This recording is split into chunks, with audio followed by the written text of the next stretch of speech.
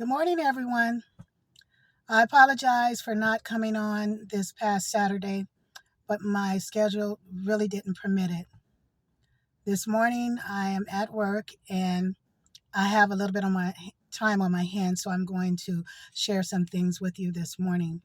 I have two different topics that I want to talk about.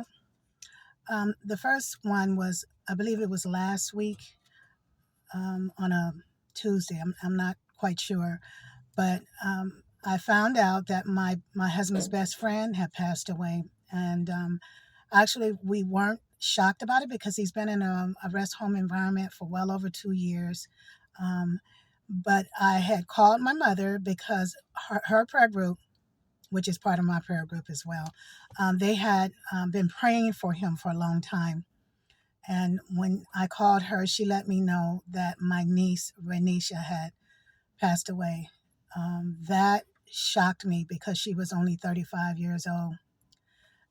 What I want to say concerning that is I've been telling different people that to get their house in order because the Lord is soon to come.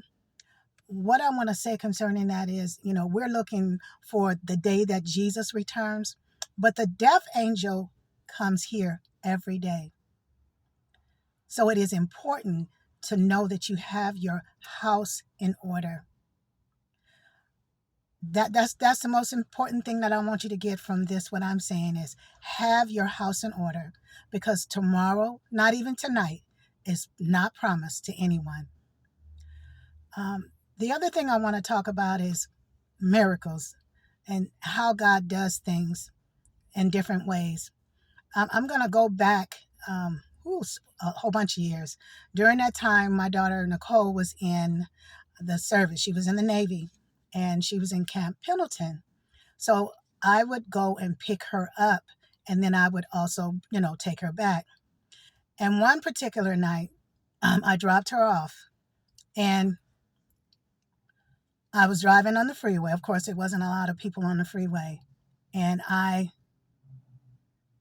dozed off because when I woke up, I was on another side of the freeway altogether. When I got home the next day, and then when I was talking to my daughter and telling her what, she said, Mom, in fact, she may have called me and to let me know, she said, God told me to get out of the bed and he told me to pray for you. And I kind of shrugged it off, but I went, but then he got loud on me. That's what she said.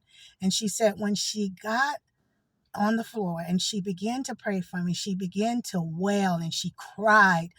It just came all over her just to cry. Now I want to talk about my grandfather. My grandfather used to have episodes where he would also doze off when he was driving. Okay, and he would tell us about it. He was a pastor, but when I think about what my granddaddy was an apostle, he was a prophet, and he was a pastor, all in one. Jesus used to come and sit at his bed, and he would show him things to come and things that were going on the earth. Last night, after I left work, it takes me about 2 hours to get home, close to it. And I got actually all the way off the freeway. I went to 30, I think it's 30th Street is where I go. It's either 30 or 35th. And I made a left. Okay. I was perfectly fine. The next thing I know, I, I don't, obviously subconsciously, I dozed. I don't know how long it was, but I know that when I came to consciousness, I was no longer on that street. In fact, I was like, oh my goodness, where am I?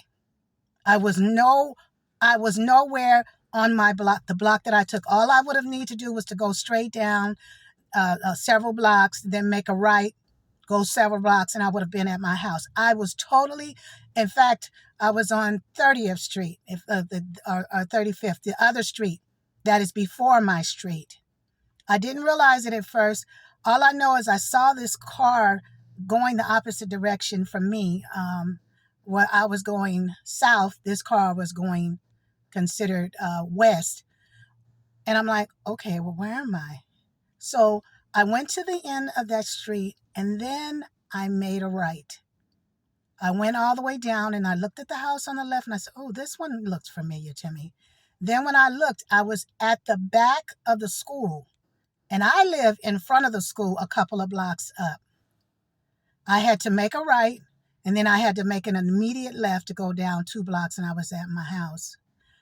I had to really think about it, that God protected me, Jesus protected me, Holy Spirit protected me, and my protective angels. They took me from completely off of the block that I was onto another block, and completely off that block onto another when I went to a roundabout in another whole neighborhood. God just showed me that he had mercy on me and that he can do miracles.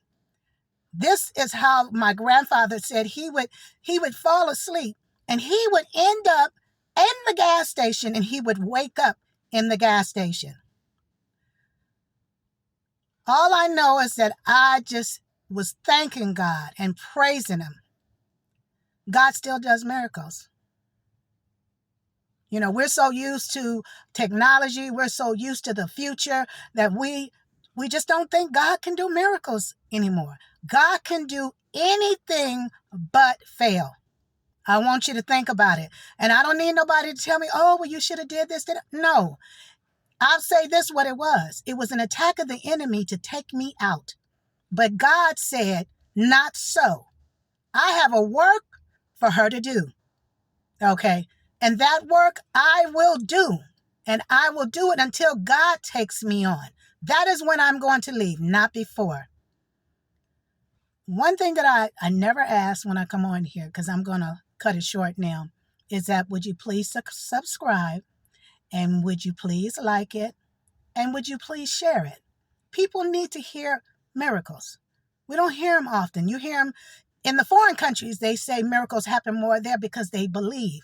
Here, a lot of us don't believe. We'd rather do it man's way than to believe that God is able to do exceeding abundantly above all that we could ask or think.